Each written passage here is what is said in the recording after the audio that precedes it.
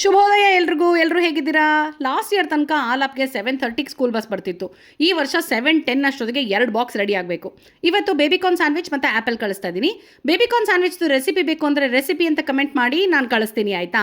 And ಇವತ್ತು shooting ಇಲ್ಲದೆ ಇರೋದ್ರಿಂದ ಚೆನ್ನಾಗಿ ತಲೆಗೆ ಎಣ್ಣೆ ಹಚ್ಕೊಂಡು ನೀಟಾಗಿ ಮಸಾಜ್ ಮಾಡಿಕೊಂಡೆ.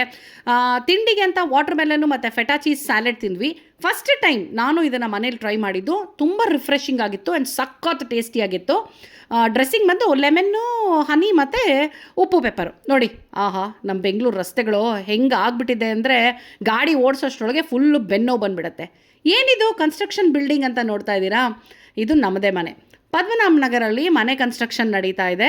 ಅಫ್ಕೋರ್ಸ್ ಇದರ ಹೆಚ್ಚಿನ ಡೀಟೇಲು ನಿಮಗೆ ಇನ್ನೂ ನನ್ನ ಮುಂದಿನ ವ್ಲಾಗ್ಗಳಲ್ಲಿ, ಯೂಟ್ಯೂಬ್ ವೀಡಿಯೋಗಳಲ್ಲಿ ಬರ್ತಾ ಇರುತ್ತೆ.